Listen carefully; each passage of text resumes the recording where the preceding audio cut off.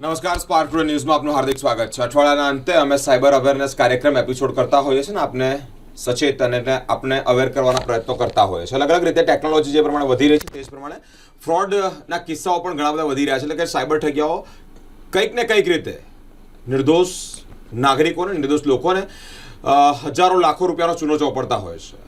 હાલ અત્યારે એપ્રિલ મહિનો ચાલી રહ્યો છે. એપ્રિલ મહિના અંતર્ગત અલગ અલગ રીતે ફ્રોડ કયા પ્રકારના થઈ રહ્યા છે તે અંતર્ગત વાતચીત કરવા માટે અમારી સાથે સ્પાર્ક ટુડે ન્યૂઝના સ્ટુડિયો પર મયુર સર ઉપસ્થિત છે કે જેઓ એપ્રિલ મહિનાની અંદર એપ્રિલ ફૂલ બાબતે થતા ફ્રોડ અંતર્ગત ચર્ચા કરશે. સર, સ્પાર્ક ટુડે ન્યૂઝમાં આપનું હાર્દિક સ્વાગત છે.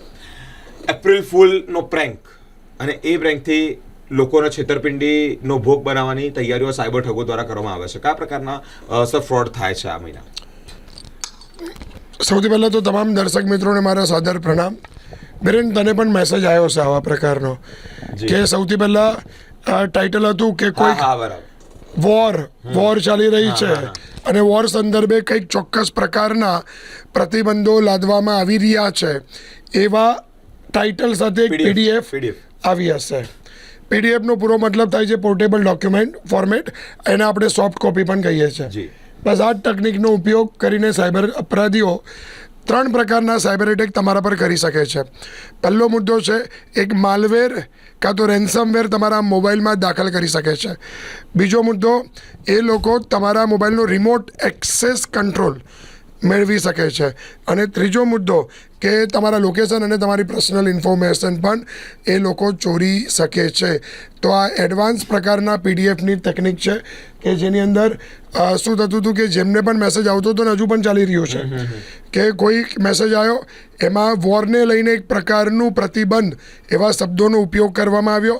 અને જ્યારે કોઈ વ્યક્તિ એ ફાઇલને જુએ તો કેમ ખોલવા એ પોતે આતુર થાય, કારણ કે ત્યાં એક તો વોર, બીજું વોરને કારણે લોકડાઉન, અને ત્રીજું ત્યાં ભારત સરકારનો લોગો સત્યમેવ જયતેનો, બરાબર. એટલે આ 3 પ્રકારની બાબત ત્યાં દેખાય. એટલે જે અત્યારે ઓનગોઈંગ સિચ્યુએશન છે, બરાબર, કે સાઉથ એશિયામાં અને જે અત્યારે આ પ્રકારની પરિસ્થિતિ ચાલી રહી છે, હા યસ, કે ઇઝરાયલ, ઈરાન અને ત્યારબાદ અમેરિકા વચ્ચે જે યુદ્ધ ચાલી રહ્યું છે બિરેન, એને ધ્યાનમાં રાખીને જે લોકોની અંદર ચિંતા છે એક પ્રકારની કે શું થશે. તો અને એવા પ્રકારના આવા મેસેજ આવે તો લોકો આ મેસેજને ખોલવા માટે એક આતુર થઈ જાય કે ચલો શું છે જોઈએ તો ખરા. અને જ્યારે લોકો મેસેજ ખોલે એટલે મેસેજની અંદર પછી આવું એક એપ્રિલ ફૂલ નામનું એક જોકર આવતું હતું અને એ લોકોને એપ્રિલ ફૂલ બનાવવામાં આવતા હતા. હજુ પણ આ ઓનગોઈંગ પ્રોસેસ છે, ચાલી રહ્યું છે, બરાબર.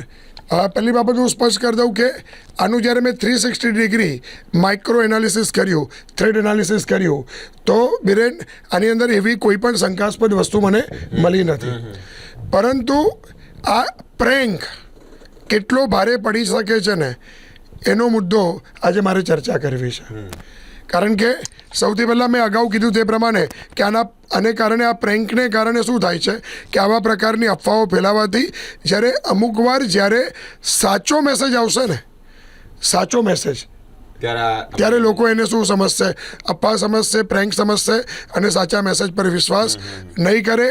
એટલે આ પ્રકારના મેસેજથી આ સૌથી મોટી ખામી ઊભી થાય છે કે લોકોનો ટ્રસ્ટ જે છે ને એ ટ્રસ્ટ તૂટી રહ્યો છે. બીજો મુદ્દો કે અમુક વાર જ્યારે અમુક લોકો આવા પ્રકારના સમાચાર, જ્યારે વોર શબ્દને કારણે લોકડાઉન શબ્દ જ્યારે સાંભળે છે ને ત્યારે લોકો પોતે થોડાક વ્યથિત થઈ જાય છે. અમુક જે બહારથી કારીગરો અહીંયા આવ્યા છે એ પોતે ચિંતાતુર થઈ જાય છે અને ત્યારબાદ એક ચોક્કસ પ્રકારનો સમાજમાં નેગેટિવ મેસેજ જાય છે, જે એક સૌથી મોટી ખામી છે. અને ત્રીજો અગત્યનો મુદ્દો કે જે આપણો 1950નો એમ્બેલેમ્સ એન્ડ નેમ્સ એક્ટ 1950 છે, હું ફરીવાર રિપીટ કરવા માંગીશ, એમ્બેલેમ્સ એન્ડ નેમ એક્ટ 1950 અનુસાર કોઈ પણ વ્યક્તિ જે ભારત સરકારનો પ્રતીક છે, સરકારી લોગો છે, તેનો ઉપયોગ કરી શકતો નથી. અને આવા અફવા ફેલાવવા માટે તો સહેજ પણ નહીં.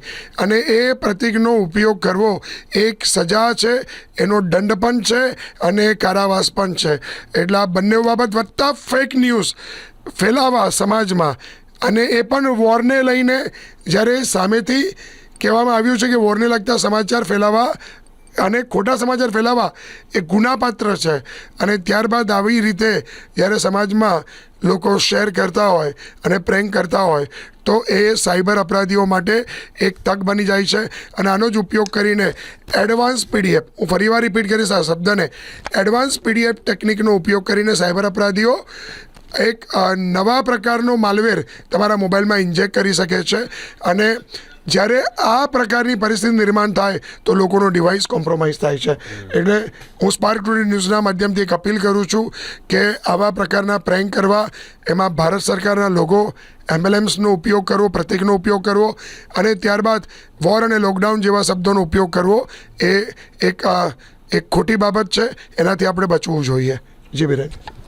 સર, આ તમે વાત કરી કે અફવાઓની વચ્ચે ક્યારેક સાચું થઈ જાય તો લોકો એ બાબતે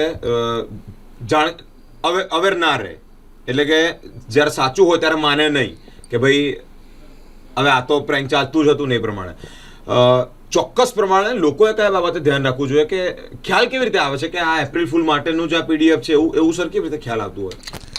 હવે આમાં પહેલી વસ્તુ કે લોકો જ્યારે કોઈ પણ પીડીએફને આપમેળે ખોલી લે છે ને, કારણ કે મોટાભાગના મોબાઈલની અંદર ઓટો ડાઉનલોડ ઓન હોય છે. તો હું આજે એક બાબત પણ બહુ સ્પષ્ટ કરવા માગું છું. વોટ્સઅપ પર સ્ટોરેજ એન્ડ ડેટા સેક્શન છે. સ્ટોરેજ એન્ડ ડેટા સેક્શન સેટિંગ્સમાં આવે છે. એની અંદર જઈને મીડિયા ઓટો ડાઉનલોડ ઓફ રાખવું અત્યંત જરૂરી છે. અને તમે ત્યાં ઓડિયો, વિડીયો, ડોક્યુમેન્ટ અને પિક્ચર્સ આ 4 ઓપ્શન હોય છે. અને ત્યાંથી તમે એનું ચેકબોક્સ જે કરેક્ટની નિશાની છે તેને મિત્રો હટાવી દેશો તમે તો ત્યાં નો મીડિયા થઈ જશે. અને એક સાયબર હાઇજીનની આ એક સારી પ્રેક્ટિસ છે કે જેની અંદર તમે આ જે ચેકમાર્ક છે તે હટાવશો તો નો મીડિયા થઈ જશે. એમાં ડેટા કનેક્શન આવશે, વાઈફાઈ આવશે અને રોમિંગ આવશે. એ વસ્તુ કરવી અત્યંત જરૂરી છે. અને જો તમે આ પ્રકારે જો તમે કરશો તો તમારા મોબાઈલમાં ઓટો ડાઉનલોડ કન્ટેન્ટ નહીં થાય અને એક દ્રષ્ટિએ તમે સેફ થઈ જશો. બેરેન, બીજી હું બાબત સ્પાર્ક ટુડે ન્યૂઝના માધ્યમથી હું કહેવા માંગીશ કે કોઈ પણ જ્યારે અમે થ્રેટ એનાલિસિસ કરતા હોઈએ છીએ ને ત્યારે અમે 4 પેરામીટર જોતા હોઈએ છીએ. અને ખાસ કરીને જ્યારે પીડીએફ ફાઇલનું ઓટો એનાલિસિસ અમે જ્યારે કરતા હોઈએ છીએ અથવા થ્રેટ એનાલિસિસ કરતા હોઈએ છીએ ત્યારે અમે 4 બાબત અમે એની અંદર ચેક કરતા હોઈએ છીએ. એમાં પહેલી બાબત છે કે શું આ એમ્બેડેડ એલિમેન્ટ છે કે નહીં. અને એમ્બેડેડ એલિમેન્ટ હોય ને, એમ્બેડેડ એટલે શું કે એક વસ્તુની અંદર બીજી વસ્તુ દાખલ કરવી. ઓકે. અને જ્યારે એમ્બેડેડ એલિમેન્ટ હોય ને બિરેન, ત્યારે એમ્બેડેડ એલિમેન્ટની અંદર તમારા મોબાઈલની અંદર માલવેર અને રેન્સમવેર એટેક થઈ શકે છે. એટલે તમારા મોબાઈલના ડેટા પર આ લોકો તરાપ મારી શકે છે. બીજું છે ઓપન એક્શન. ઓપન એક્શન્સની અંદર આ લોકો તમારા મોબાઈલને કોઈક અલગ સાઇટ ઉપર, ફિશિંગ સાઇટ ઉપર પણ લઈ જઈ શકે છે કે જે તમને એક અસલી વેબસાઇટની જ એક નકલ હોય પણ અસલી ના હોય, નકલી હોય, જેને ટેકનિકલ ભાષામાં ફિશિંગ કહેવાય છે. તો ફિશિંગ વેબસાઇટ પર પણ આ લોકો તમને લઈ જઈ શકે છે અને તમારા ડેટાનો દુરુપયોગ કરવાનો પ્રયત્ન કરી શકે છે. ત્રીજું છે ઓટોફિલ. ઓટોફિલ એક એવા પ્રકારની ઘટના છે બિરેન કે આવા પીડીએફ થકી ફેલાતી હોય છે. અને ઓટોફિલની અંદર દરેક જણ છે ને જ્યારે ફોર્મ ભરતા હોય ત્યારે તને ખ્યાલ હશે કે આપમેળે આપણી ડિટેલ્સ શું થાય, ભરાઈ જાય. તો જ્યારે ઓટોફિલ હોય તો આની અંદર એક ફોર્મ આવતું હોય અને જ્યારે કોઈ વ્યક્તિ ઓટોફિલ ઓપ્શન્સને ઓન રાખેલું હોય તો તમારી પર્સનલ ઇન્ફોર્મેશન, તમારું નામ, તમારું એડ્રેસ, તમે ક્યાં રહો છો, તમારું ઈમેલ એડ્રેસ શું છે, તમારા લોકેશન્સ, આ બધી બાબતે પીડીએફ સાથે શું થઈ જાય છે, આવેલી જે ફોર્મ છે તેની જોડે એસોસિએટ થઈ જાય છે. એટલે આ એક સૌથી મોટી ખામી છે. અને એના ઉપરાંત હું ફરીવાર અમારા કેમેરામેનને એક બાબત પણ સ્પષ્ટ કરવા માંગીશ કે તમને એક બાબત બતાવવા માગું છું કે જેની અંદર આપ જોઈ શકશો કે સેટિંગ્સમાં જઈને સ્ટોરેજ એન્ડ ડેટા છે. આ નીચેનું ઓપ્શન છે મીડિયા ઓટો ડાઉનલોડ. હું દરેક દર્શક મિત્રોને એવું કહું છું કે ઓટો ડાઉનલોડ ઓન રાખવું એ આપણે આપણા મોબાઈલનો કંટ્રોલ સાયબર અપરાધીના હાથમાં આપ્યા તુલ્ય છે. એટલે ઓટો ડાઉનલોડ ક્યારે પણ ઓન રાખવું જોઈએ નહીં. નિશો તું બોટમ પર જ લઈ લે. બોટમ જો મોબાઈલના સ્ક્રીનનો બોટમ ભાગ, એમાં મારા મોબાઈલમાં મેં નો મીડિયા અને નો મીડિયા સેટ કરીને રાખ્યો છે. ઓકે. અને ચોથો મુદ્દો છે જાવાસ્ક્રિપ્ટ કોઈ પણ પીડીએફ ફાઇલમાં જાવાસ્ક્રિપ્ટ જ્યારે રન થતી હોય ને અને એડવાન્સ પ્રકારની પીડીએફ હોય ને તો તમારી બેંક ઇન્ફોર્મેશન્સ અને તમારા લોકેશનની માહિતી જતી રહે છે. તો બિરેન અમે 4 પ્રકારે કોઈ પણ પીડીએફ ફાઇલનું ફોરેન્સિક કરતા હોઈએ છીએ અને થ્રેટ એનાલિસિસ કરતા હોઈએ છીએ. એમાં 4 પેરામીટરથી ચેક થાય છે. Number 1 JavaScript, number 2 autofill, number 3 embedded અને નંબર 4 ઓપન એક્શન. તો આ 4 બાબતથી આ પીડીએફને ચેક કરવામાં આવી અને આ પીડીએફ માં આ એક બાબત સ્પષ્ટ હતી કે જે ક્લીન પીડીએફ છે, પરંતુ મુખ્ય ખામી એ છે કે આ જ પ્રકારની પીડીએફથી જ્યારે આપનો મોબાઈલ જ્યારે કોમ્પ્રોમાઇઝ થાય છે ત્યારે આપણા મોબાઈલની અંદર આપણો ડેટા, આપણા બેંક એકાઉન્ટ, આપણા લોકેશન્સ, આ બધી બાબત કોમ્પ્રોમાઇઝ થઈ જાય છે. અને હવે બિરેન હું તારા પ્રશ્ન પર આવું છું કે તું એ કીધું કે લોકોને ખબર કેવી રીતે, ખ્યાલ કેવી રીતે આવે. તો હું એવું માનું છું કે જ્યારે પણ પહેલો મુદ્દો, સરકાર આવો કોઈ પણ મેસેજ કોઈને મોકલતી નથી. ગવર્મેન્ટ દ્વારા આવી કોઈ પ્રકારનું જાહેરનામું આવતું નથી. એ પણ વોટ્સઅપ પર ક્યારેય આવતું નથી. ગવર્મેન્ટનું પોતાનું પોર્ટલ છે MyGov, એના પરથી મળે છે. ટ્રસ્ટેડ ન્યૂઝ ચેનલ છે, એના પરથી મળે છે. PIB ફેક્ટ ચેક છે, એના પરથી પણ તમને માહિતી સાચી મળે છે. એટલે વોટ્સઅપ પર જ્યારે આવા પ્રકારના લોકો સાથેની કોઈ માહિતી સર્ક્યુલેટ કરવામાં આવે તો એ મોટાભાગે એક ફેક ન્યૂઝ છે.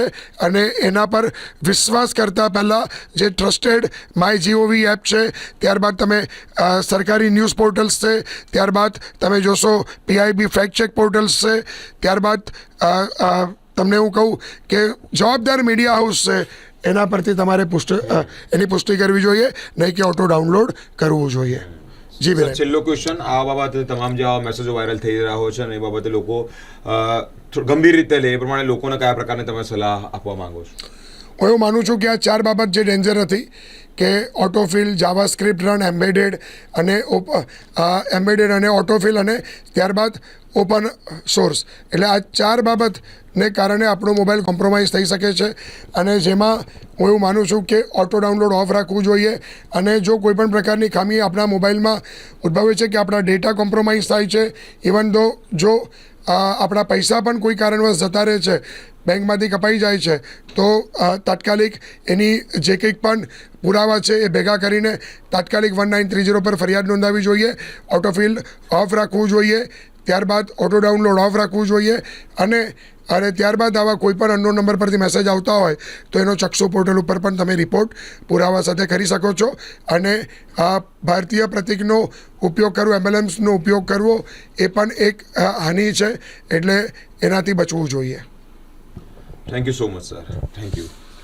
એપ્રિલનો મહિનો અને હજી પણ એ જ હરકતો ચાલુ છે કે એપ્રિલ ફૂલ બનાવવા અંતર્ગત ક્યારેક વોર રિલેટેડ આવી કોઈ પીડીએફ આવે છે કે વોર બાબતે ગવર્મેન્ટ દ્વારા આટલા પ્રકારના સૂચનો આવે છે, આપણે દેશવાસીઓ આને ફોલો કરવા પડશે, ક્યાંક લોકડાઉન થઈ જાય તે પ્રકારે લોકડાઉનના રૂલ્સ ફોલો કરવા પડશે. પરંતુ ક્યાંક ને ક્યાંક આ બધી બાબતે ઠગાઈ આચરવામાં આવે છે. જે પ્રમાણે કહ્યું તે જ પ્રમાણે કે લોકો આમાં ક્યાંક ને ક્યાંક આ જાળમાં ફસાઈ જતા હોય છે અને સાચું સમજી અને ઓપન કરતા હોય છે. ઓટો ડાઉનલોડ ડાયરેક્ટ જ તમારા મોબાઈલમાં જે પ્રમાણે વોટ્સઅપ દ્વારા આવે પીડીએફ અને એ પ્રમાણે ઓટો ડાઉનલોડ થઈ જતી હોય છે અને તે અંતર્ગત ક્યારેક તમે સાયબર ઠગાઈઓનો શિકાર પણ બની શકો છો. ચેતવાની ખૂબ જરૂરિયાત છે. અલગ અલગ રીતે ટેકનોલોજી જે પ્રમાણે વધી રહી છે એ ટેકનોલોજીનો ઉપયોગ કરી આ ઠગિયાઓ પણ અવેર અને અલર્ટ થઈ ગયા છે. એપ્રિલ મહિનો ચાલી રહ્યો છે. આ પ્રકારના આવા કોઈ પણ પ્રકારના પીડીએફ તમારા પર આવે તો એને ડાઉનલોડ કરવાની જરૂરિયાત નથી. ગવર્મેન્ટ આવા કોઈ જ લોકડાઉન કે વોર રિલેટેડ જાહેરનામું પ્રસિદ્ધ કરતી જ નથી, તો એને ઓપન કરવાની વાત તો ઘણી બધી દૂરની રહી. એમાં હું અપડેટ કરીશ. જી. ટ્રસ્ટેડ સોર્સ પરથી આવું વોટ્સઅપ પર મોકલતી નથી. જી, એટલે એ અપડેટ આવી બાબતે ધ્યાન રાખવાની ખૂબ જરૂરિયાત છે. કારણ કે સાયબર ઠગિયાઓ જે છે તે આ પ્રકારે લોકોને, જે નિર્દોષ નાગરિકો જેના બધી બાબતે માહિતીનો અભાવ હોય તે લોકો ક્યારેક ઓટો ડાઉનલોડ ચાલુ રાખીને આવું બધું ડાઉનલોડ થઈ જતું ક્યારેક ભોગ બનતા હોય છે.